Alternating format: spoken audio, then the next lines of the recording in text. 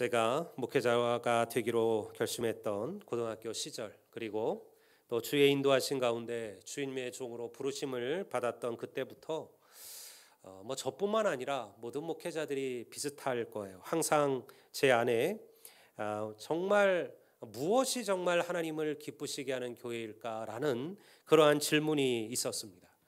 저는 목회자의 집안에서 자라났고 또 가장 큰 교단의 신학교를 다니면서도 제 눈에 보이지 않는 하나님의 교회가 항상 아름답고 은혜롭지만은 않았어요. 부교역자로 있던 시절에 담임 목사님과 성도들의 갈등도 보았고요. 또 물질의 문제로 분란하던 교회도 만났습니다. 수많은 성도들의 수와 화려한 교회 건물들을 자랑하지만요. 그러나 그들에 대한 세상의 질타에 대해서는 눈 감아버리고 또 못 들은 척했던 교회들도 많았죠. 주님의 이름을 높이고 주의 이름을 자랑하기보다는 사람이 높임을 받고 그리고 가진 자나 힘 있는 이들만이 대접받는 그런 교회도 저는 보았습니다. 제가 군목으로 군인교회를 목회하면서도 저는 끊임없이 이러한 질문을 던졌어요. 어떤 교회가 하나님께 합한 교회일까? 어떤 교회가 하나님을 기쁘시게 하는 교회일까? 내가 앞으로 목회를 하게 되면 나는 어떤 교회를 세워갈 것인가? 저는 오늘 그런 면에서 제가 찾은 이 골로새서 1장 10절의 말씀이 사실은 저에게 꿈꾸게 만들었던 교회가 이 말씀 속에 있어요. 저는 3주에 걸쳐서 이 말씀을 나누고자 합니다. 우리 선한열매교회가 이 말씀에 기록된 대로 세워져가는 그러한 선한 열매를 맺는 교회로 쓰임받게 되기를 주의 이름으로 축원합니다. 먼저 제가 10절 말씀을 한번 다시 읽어보겠습니다. 골로새 1장 10절입니다. 주께 합당하게 행하여 범사에 기쁘시게 하고 모든 선한 일에 열매를 맺게 하시며 하나님을 아는 것에 자라게 하시고. 제가 이전에 말씀드렸지만요, 제가 교회 이름을 선한열매교회라는 이름을 결정할 때 하나님께서 제게 주셨던 말씀이기도 했어요. 저는 오늘 우리 선한열매교회가 이 골로새 교회를 향한 바울의 강구와 소망대로 그렇게 자라고 성장하는 교회가 될 줄을 여러분들 저도 믿고 여러분들도 믿으시기를 주의 이름으로 축원합니다. 어떤 교회가 좋은 교회일까요? 이 답은 나와 있어요. 주님의 마음에 합한 교회라는 거예요. 주님의 마음에 합한 교회. 그러면 교회가 주님의 마음에 합하지 않을 수도 있는가? 안타깝게도요, 얼마든지 그럴 수 있다라는 거예요. 교회라는 이름은 가지고 있지만 하나님의 마음에 합하지 않은 교회들이 사실은 얼마든지 있을 수 있다라는 거죠. 바울과 12사도는 수많은 지역을 다니며 주님의 교회를 세웠습니다.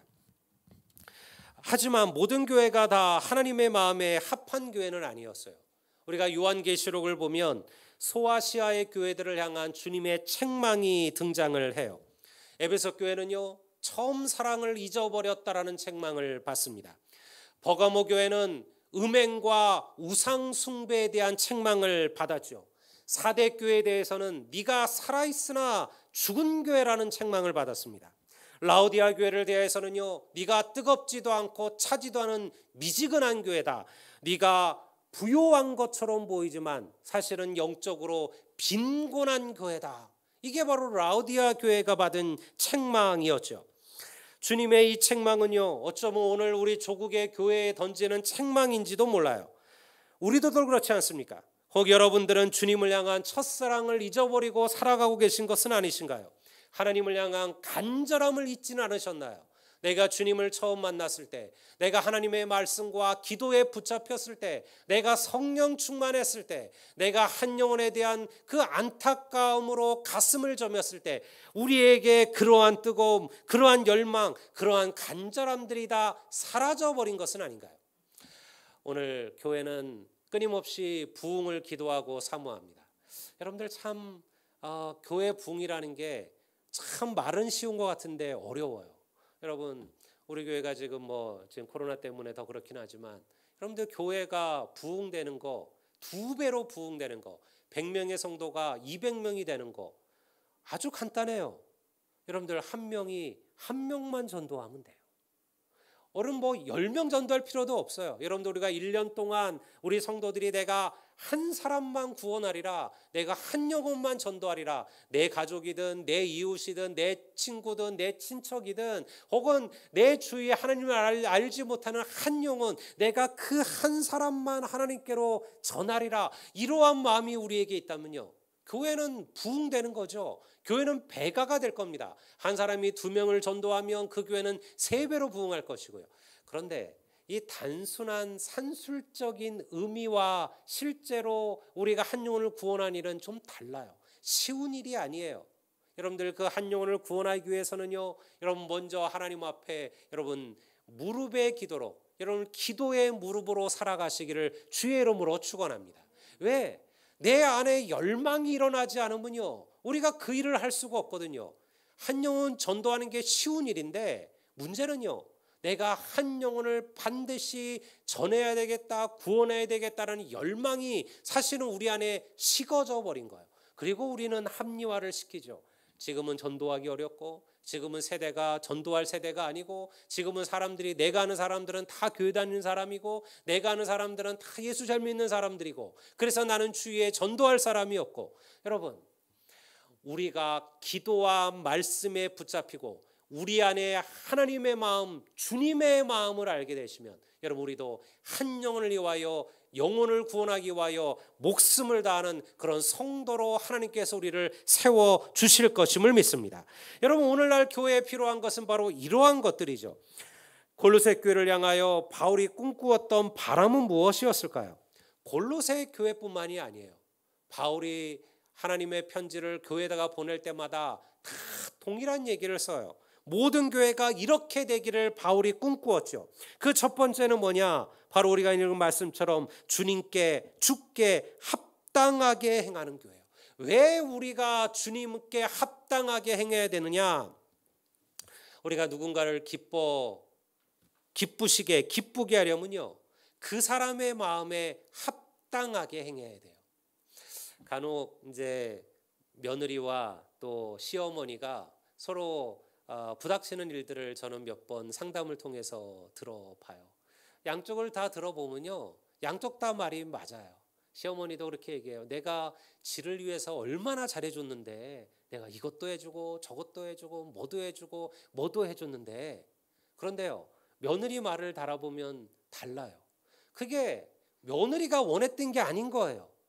그냥 시어머니가 열심히 해준 거예요. 근데 여러분, 열심히 해주는 게 중요한 게 아니죠. 그 사람이 좋아하는 일을 해줘야죠. 그 사람이 원하는 일을 해줘야죠. 여러분, 내가 내 마음대로 나는 다 해줬다고 해서 그것이 꼭 그 사람이 좋아하는 일은 아니라는 거예요. 여러분, 우리가 열심히 하는 것보다 여러분, 하나님이 기뻐하시는 일에 열심을 내는 성도들이 되시기를 주의 이름으로 축원합니다. 이게 하나님께 합당함이라는 거예요. 주께 합당하게 행하여 범사에 기쁘시게 하고. 우리가 기뻐하라는 얘기가 아니에요. 하나님을, 주님을 기쁘시게 하는 자가 되라는 거예요. 어떻게 함으로써? 주님의 합당한 일을 함으로써. 주님께 합당한 일을 해라. 이게 무엇일까요? 무엇이 주님께 합당한 일이냐? 이 말은 다시 말해서 주님을 기쁘시게 하는 삶, 주님이 원하시는 삶을 살아가라는 거예요. 그 삶이 어떤 삶일까요? 자신을 낮추는 겸손의 삶이에요. 다른 이들을 돕는 섬김의 삶이며, 원수를 사랑하는 사랑의 삶이며, 그리고 온 세상에 그리스도를 전하는 영혼구원의 삶임을 여러분 믿으시기를 바랍니다. 이것이 하나님을 기쁘시게 하는 삶이에요. 이것이 주님께 합당한 삶이라는 것이죠. 사랑하는 성도 여러분, 진정한 기쁨은 내 안에서 오는 게 아니에요. 무엇을 얻고 쌓아둠으로 오는 기쁨이 아니죠. 우리의 기쁨은요, 주님에게서 오는 거예요. 여러분, 이 한 해 여러분들이 기뻐하며 살게 되기를 주의 이름으로 축원합니다. 근데요, 세상에 기쁨이 있어요. 우리가 돈 많이 벌고 또 세상에서 높이 올라가고 승승장구하고 하는 일이 잘 되면요, 기쁨이 있어요. 그렇잖아요. 거기에도 많은 기쁨이 있어요. 하지만 이 기쁨은요, 그 조건에 계속 구해야 돼요. 만약 올 한 해 우리의 사업이 어렵다면요, 올 한 해 내가 승진하지 못했다면요, 올 한 해 내게 많은 것이 주어지지 않았다면요, 올 한 해 내가 건강하지 않고 질병이 나를 찾아온다면요, 그 사람은 불행해질 겁니다. 그 사람은 행복하지 않을 겁니다. 왜? 그러한 세상의 조건은 항상 올 때도 있고 갈 때도 있으니까요. 그런데 세상이 주는 기쁨, 세상이 주는 평안이 아니라 하나님이 주시는 기쁨, 하나님 주시는 평안을 경험한다면 여러분, 환경이 어떠하든지 간에 우리는 기뻐하고 감사하는 삶을 살 수 있게 됐음을, 잊을 수 있음을 여러분 믿으시기를 주의 이름으로 축원합니다. 그래서 진정한 기쁨은 주님에게서 온다라는 거죠. 사랑하는 성도 여러분, 지나온 믿음의 삶 속에서 여러분들은 어떻게 주님을 기쁘시게 하는 삶을 사셨나요? 2021년 내 삶은 하나님을 기쁘시게 하는 삶이었을까요? 주님을 기쁘시게 하는 삶이었을까요? 아니면 그저 내 자신을 기쁘게 하는 삶에 집중하셨나요? 내 자신을 기쁘게 하는 일에는 물질과 시간들을 아까워하지 않으면서도 하나님을 기쁘시게 하는 삶, 주님을 기쁘게 하는 내 영적인 삶에는 너무나도 인색했던 한 해는 아니셨나요? 새롭게 시작하는 이 한 해는 주님께 합당하게 행함으로써 주님을 기쁘시게 하는 성도들이 되시기를 주의 이름으로 축원합니다. 두 번째로 바울이 꿈꾸었던 교회의 모습은요, 무엇이었을까요? 우리가 오늘 읽은 말씀이에요. 모든 선한 일에 열매를 맺는 교회가 되는 거예요. 우리 교회 이름이 바로 이 구절에서 나왔지요. 모든 선한 일에 열매를 맺는 교회. 농사는 쉬운 일이 아닙니다. 저는 어렸을 때 강원도 정선에서 아버지 목회 때문에 살아봤죠. 그래서 물론 이제 저희 아버지가 목사님이니까 농사를 짓진 않으셨어요. 하지만 농사 짓는 성도들의 때가 되면 항상 함께 하셨어요. 모내기가 되면 전 성도들이 같이 가서 성도들의 모내기를 같이 해주었고, 또 가을이 돼서 추수할 때가 되면 또 우리 성도들이 함께 가서 그 추수들을 나누었어요. 저 아버지도 항상 그 가운데 계셨고요. 저도 어린 시절에 항상 거기를 따라다녔어요. 그래서 직접 사실은 모내기도 해보고 여러 가지 일들을 해보았죠. 저에게는 그저 어린 시절의 추억이고 즐거움이었지만요, 농사를 짓는 이들에게는 얼마나 고되고 힘든 일인지 모릅니다. 모든 것이 기계화된 지금도 농사 짓는 것은 그리 녹록하지 않아요. 하물며 오직 인간의 힘으로 농사를 지어야 되는 시대에 농부의 수고로움은 여러분들 얼마나 더했을까요? 그런데 아무리 힘들고 아무리 어려워도요, 농부를 웃음 짓게 할 때가 있어요. 그건 뭐냐면 그들이 추수를 거둘 때예요. 그때는요, 그가 수고하고 애쓰고 눈물 나며 땀 흘렸던 모든 것들이 다 잊혀져요. 풍성한 열매 앞에 서게 되면 그동안의 수고와 어려움은 잊혀지게 마련이죠. 그러니까요, 농부를 가장 힘들게 하는 것은 뭘까요? 여러분들 모내기 할 때도 아니고, 여러분들 밭을 갈아줄 때도 아니에요. 수고하였음에도 열매가 없을 때예요. 수고하고 애썼는데 그 가을에 그가 열매를 거두지 못할 때, 그때만큼 농부를 가슴 아프게 하고 눈물 나게 하는 것은 없죠. 영적인 삶도 마찬가지예요. 여러분, 열매 없는 성도의 삶만큼 하나님을 속상하게 하는 일은 없어요. 여러분, 목회자가 속상한 게 아니에요. 하나님이 속상하신 거죠. 성도가 믿음의 삶들을 살아가고 시간이 지났음에도 그의 삶에서 아무런 열매를 거두지 못할 때, 이것만큼 하나님을 속상하게 하는 일이 있을까요? 열매 없는 교회만큼 하나님의 영광을 가르는 일도 없어요. 십수년을 예수님을 믿어도요, 그의 삶 속에서 그리스도인다운 열매를 거두지 못하는 이들이 있어요. 성경을 보면 이런 말씀을 주님께서 하셨어요. 눈물을 흘리며 씨를 뿌리러 나가는 자는 기쁨으로 그 단을 거둘 것이다. 눈물을 흘리며 씨 뿌리러 나가는 자는 기쁨으로 그 단을 거둘 때가 올 것이다. 성도 여러분, 눈물 없이 되는 열매는 없어요. 이 한 해 주님의 제단에 여러분의 눈물이 함께 하시기를 주의 이름으로 축원합니다. 여러분, 눈물의 기도가 아름다운 영적인 열매를 거두게 만드는 거예요. 시간 지나면 저절로 잘 되겠지? 여러분들, 그런 농사는 없어요. 여러분들, 농사가 풍성한 열매를 맺으려면 생각해 보세요. 농부가 여러분들 열심히 비료도 줘야 됩니다. 벌레도 잡아줘야 됩니다. 농약도 쳐야 됩니다. 여러분들, 또 그 열매가 그 곡식이 가져가야 될 양분을 뺏어 먹는 그러한 잘못된 잡초들도 다 뽑아줘야 되죠. 너무 비가 많이 올 때는 그 비에 여러분 그 농사가 떠내려가지 않도록 여러분들 물고랑도 파줘야 되고요. 너무 해가 많아 비가 없을 때는요, 여러분들 큰 무거운 물을 짊어지고 그 곡식에 물을 뿌려줘야 되는 거예요. 여러분, 이 모든 것이 눈물이 없이는 되지 않는다라는 것이죠. 여러분, 그러니 이 한 해 동안 여러분 기도의 눈물, 헌신의 눈물, 충성의 눈물을 주를 위하여 드리시기를 주의 이름으로 축원합니다. 그거 없이는요 아름다운 열매를 거둘 수가 없는 거예요. 우리가 맺어야 될 열매가 그러한 일들이에요. 그러면 무엇이 이러한 열매일까? 성경은 모든 선한 일에 열매를 맺으라. 제가 이 본문을 공동번역 성경으로 다시 한번 읽어드릴게요. 또 우리는 여러분이 주님께서 원하시는 생활을 함으로써 언제나 주님을 기쁘시게 하고 온갖 좋은 일을 행하여 열매를 맺으며 하나님을 더욱 잘 알게 되기를 바랍니다. 여러분, 여기에 보면요, 무엇이 좋은 열매냐? 우리가 선하게 살아가는 삶, 선한 행실로 걸어가는 삶, 그 삶 자체가 하나님께서 기뻐하시는 열매라는 거예요. 별도의 열매를 말하는 게 아니라 우리가 선하게 살아가고 선한 행실로 살아가고 하나님이 기뻐하시는 선한 믿음의 삶들을 살아가는 거, 하나님께서는 이것을 곧 열매라 인정해 주신다라는 거죠. 뭘 대단한 선행이 아니어도 괜찮아요. 우리가 힘들고 어려운 이들에게 따뜻한 말 한마디, 미소 한 번을 던져주는 것, 그것이 하나님 보시기에 선한 일이라는 거예요. 어려운 이들을 위한 우리의 작은 나눔이 선한 일입니다. 지난 한 해 동안 누군가를 도우면 좋겠다고 저에게 별도의 여러분들 헌금을, 물질을, 봉투를 건네준 성도들이 있었어요.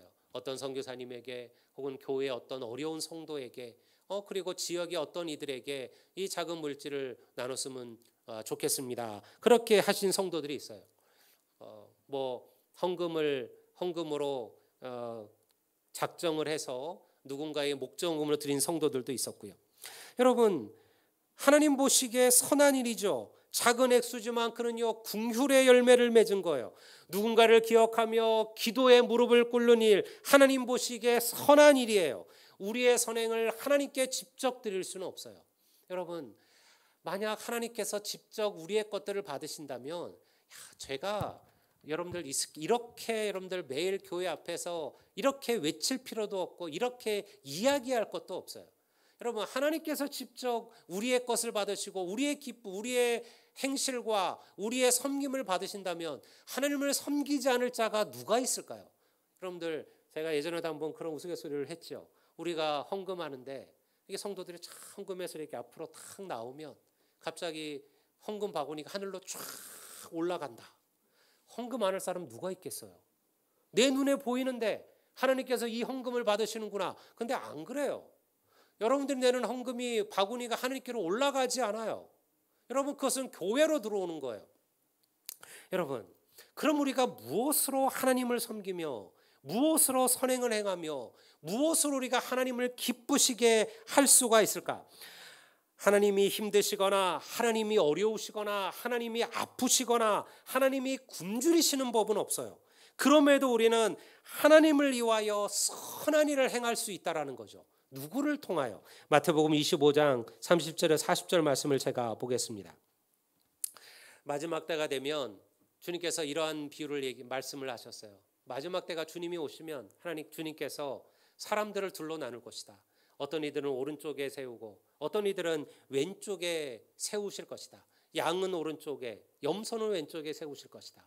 그리고 오른쪽에 서 있는 이들에게 주님께서 이러한 말씀을 하나님께서 하신다라는 거예요. 그게 마태복음 25장 30절 40절의 말씀이에요. 주님께서 오른편에 있는 이들에게 이렇게 얘기하셨다라는 거예요. 너희는 내가 줄일 때 나를 먹였고 목마를 때 마시게 하였고 나그네 되었을 때 영접하였도다. 너희는 내가 헐벗을 때 옷을 입혔고 병들었을 때 돌아보았고 옥에 갇혔을 때 와서 보았도다. 그랬더니요 주님의 오른편에 선 이들이 이렇게 답했어요. 이에 의인들이 대답하여 이르되 주여 우리가 어느 때 주께서 줄인 것을 보고 음식을 대접하였으며 목마르신 것을 보고 마시게 하였나이까? 어느 때 나그네 되신 것을 보고 영접하였으며 헐벗은 것을 보고 옷 입혔나이까? 어느 때 병드신 것이나 옥에 갇힌 것을 보고 가서 배웠나이까 하리니. 이 오른쪽 사람들이 보니까 자기들은 그런 적이 없거든요. 아니 우리가 언제 주님이 헐벗었을 때 주님을 먹였으며 주님이 또 옥에 갇혔을 때 우리가 찾아가 보았으며 주님이 목마랐을 때 우리가 언제 주님께 마시게 한 적이 있었습니까? 우리는 그렇게 한 적이 없었는데요 주님. 그랬더니요 주님께서 뭐라고 말씀하셔요? 임금이 대답하여 이르시되 내가 진실로 너희에게 이르노니 너희가 여기 내 형제 중에 지극히 작은 자 하나에게 한 것이 곧 내게 한 것이라 하시고. 사랑하는 성도 여러분, 내 눈에 보이지 않는 형제를 내 눈에 보이는 형제를 사랑하지 않는 자가 눈에 보이지 않는 하나님을 사랑할 수 없다 하셨어요. 여러분, 하나님은 직접 우리의 선행, 우리의 섬김, 우리의 드림을 받으시지는 않아요. 하지만 우리가 우리 주위에 약한 자들, 병든 자들, 가난한 자들, 어려움을 겪는 자들, 억압을 받는 자들, 매인 자들, 여러분 그들을 돌아보고 그들을 섬기고 그들을 위하여 우리가 작은 것을 나눌 때 하나님께서 그들을 통하여 하나님께서 그 모든 것들을 받으심을 믿으시기를 주의 이름으로 축원합니다. 그러니 옆에 앉아있는 그 성도가 곧 주님의 모습이에요. 여러분 주님이 어디 멀리 있다 생각하지 마셔요. 내 옆에 앉아있는 성도 그가 곧 주님이에요. 옆 사람과 잠깐 인사해 볼까요? 이렇게 한번 인사하시죠. 형제님의 성도 자매님의 얼굴을 배우니 형제님의 얼굴을 배우니 주님을 뵙는 것 같습니다. 믿습니까?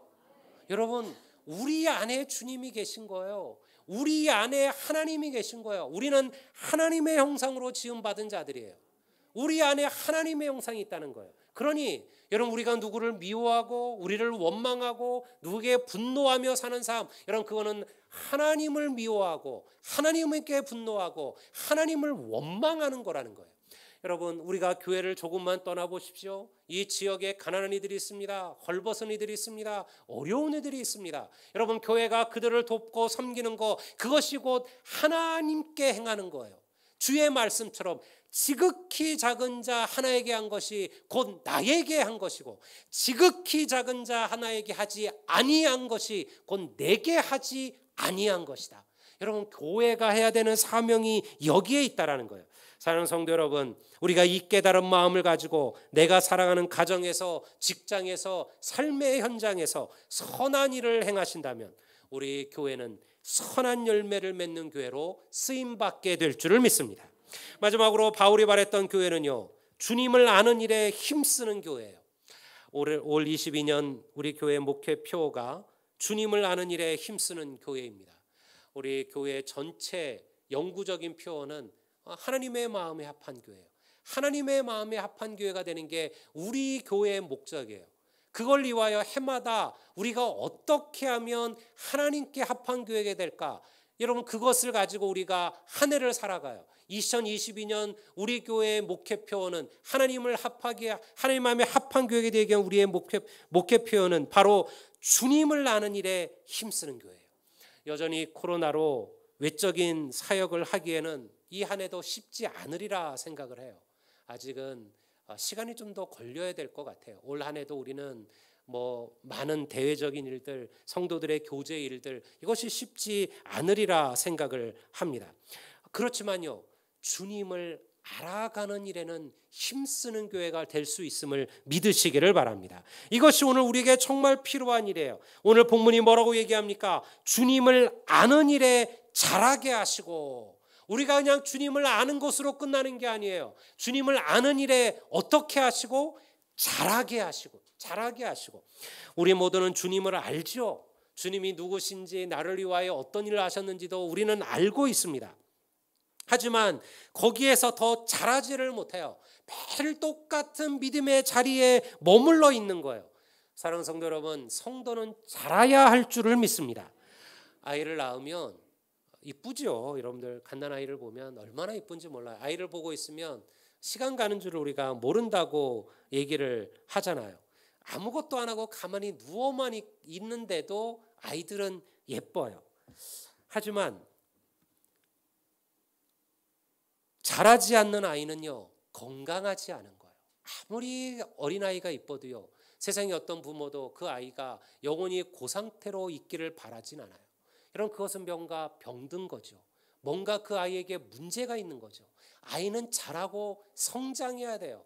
깨어지고 굴러다니다 넘어지고 깨어지더라도 아이는 자라고 성장해서 여러분들 건장한 장년의 자리에 서가는 것이 우리의 목적이에요. 세상에 자라지 않는 아이는 없어요. 아이는 어떻게 자랄까요? 그 부모가 그에게 충분한 영양과 사랑을 공급해 주는 거죠.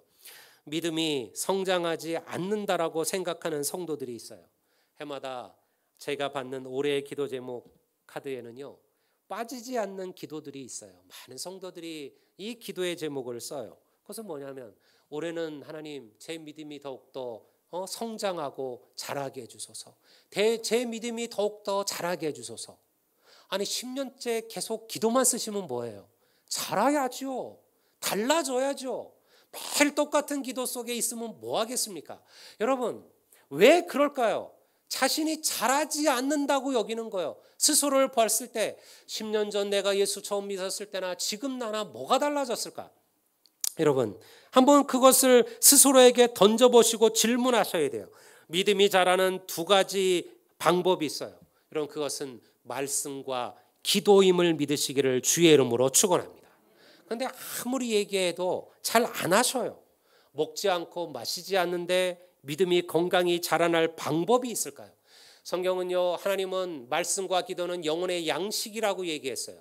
우리의 영혼, 우리의 육신이 자라려면요, 여러분들 젖을 먹어야 되고 그 다음에는 이유식도 먹고 그 다음에는 밥도 먹어서 자라지만요, 우리의 영혼은 세상적인 양식으로 자라는 게 아니잖아요. 하나님의 양식이 필요해요. 그게 뭐냐? 말씀과 기도라는 거예요. 말씀과 기도는 영혼을 자라게 만드는 거예요. 그런데요, 오늘 우리에게 말씀과 기도의 풍성함이 사라져버리고 그 간절함을 잃어버렸다라는 거죠. 예수 믿은 지 얼마나 되셨습니까? 여러분들 주님을 믿었던 그때와 지금을 비교해 보십시오. 여러분들은 얼마나 잘하셨습니까? 얼마나 성장하셨습니까? 처음 예수 믿을 때 주일 오전 예배 나오셨겠죠. 그러니까 교회 성도도 되고 등록도 하시고 집사 직분도 받으셨겠죠. 근데 10년이 지난 지금도 여러분들 주일 오전 예배 믿음에서 벗어나지 못하고 있는 거 아닙니까? 여러분들 여전히 우리는 핑계대고 있는 거 아닙니까? 여러분들 그거 한 번으로 여러분들 내가 자랐다고 자랐으면 달라지셨어야죠. 내가 주일 오전 예배로 믿음을 시작하셨다면 10년이 지난 지금은요, 5년이 지난 지금은요, 여러분들 수요 예배도 나오고 새벽기도 나왔어야 되는 거 아닌가요? 그게 잘한 거죠. 여러분, 아무것도 달라진 것이 없는데 우리가 무엇이 달라졌을까요? 무엇으로 자랐을까요? 결단하셔야 돼요. 여러분, 오늘 이 설교가 여러분들에게 무거울 수 있으리라는 생각이 들어요. 그냥 한 해를 시작하는데 축복의 이야기, 잘 되는 이야기, 복 받는 이야기, 이런 설교하시면 안 되나? 그럴 수 있겠죠. 하지만 여러분, 그거보다 더 중요한 게 있어요. 여러분, 우리가 복 받기 원하고, 우리가 행복하기 원하고, 우리가 은혜 충만하기 원하고, 우리가 축복받기 원한다면 여러분, 먼저 하나님이 기뻐하시는 사람으로 살아나는 성들이 되기를 주의 이름으로 축원합니다. 한 해를 시작하셨을 때 여러분들 무엇인가 결정했을 거 아니에요. 여러분들 아마 어떤 성도들은 올해 시작하면서 내가 건강이 안 좋으니까 내가 담배 끊어야 되겠다, 내가 술 끊어야 되겠다, 이렇게 생각하시는 분들이 있을 겁니다. 어떤 분들은 내가 이제 좀 운동을 좀 해야 되겠다, 내가 헬스클럽 등록하고, 그리고 내가 일주일에 아무리 못해도 2번, 3번은 가서 내가 꼭 좀 런닝머신도 하고 운동을 좀 해야 되겠다. 아마 그런 결심도 하셨을지 모르겠어요. 여러분, 그런 결심과 더불어 영적인 결심도 하셔야 돼요. 하나님, 새로운 한 해가 되었습니다. 주님, 제가 조금 더 하나님께 가까이 나가기를 원합니다. 주님, 제 믿음이 주일 오전 예배 믿음이라면 이제는 수요 예배도 갈 수 있는 믿음이 되도록 그러한 결단을 내게 주시기를 기도하셔야 돼요. 여러분, 물질의 삶도 점검하십시오. 처음 시작하셨던 물질의 드림에서 그냥 머물러 계신 거 아닌가요? 여러분들, 믿음이 자라면 성장하고 자라셔야 돼요. 저는 처음 오는 성도들에게 물질에 대해서 아무런 이야기하지 않습니다. 그러나 여러분들 내가 예수 믿고 성장하고 자라고 여러분들 교회에서 직분도 받고 시간이 지났다면요, 그 다음에는 더 성장하셔야죠. 하나님을 위하여 선교의 예물들, 구제의 예물들, 11조 예물들 드리는 법을 배우셔야 돼요. 그렇게 해서 우리는 잘하는 거예요. 다른 것은 다 잘하는데 물질의 삶만은 잘하지 않겠다. 여러분들은 그것은 뭔가 불균형이 생기는 거예요. 여러분, 물질의 삶, 예배의 삶, 기도의 삶, 말씀의 삶 마찬가지예요. 여러분의 성경책은 어떠신가요? 내가 처음 교회를 시작했을 때 교회에서 받은 성경책, 혹은 누군가 나에게 사준 그 성경책이 여러분들 5년, 10년 지난 지금도 그저 깨끗한 채로 주일날만 쓰여지는 성경책으로 남아 계시진 않으신가요? 여러분의 성경책이 일주일의 삶 속에 내가 주의 말씀을 붙들고 그 성경을 넘기며 여러분들 그 성경 읽었던 시간들이 얼마나 되신가요? 여러분, 이것이 자라셔야만 한다는 거예요.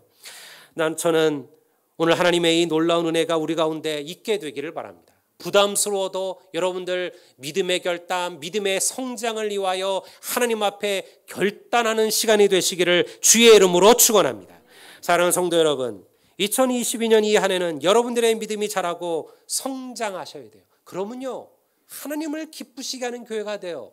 우리가 다른 거 애쓰고 노력할 필요도 없어요. 내가 성장하면 교회도 성장하고 하나님의 역사도 성장해 가는 거예요.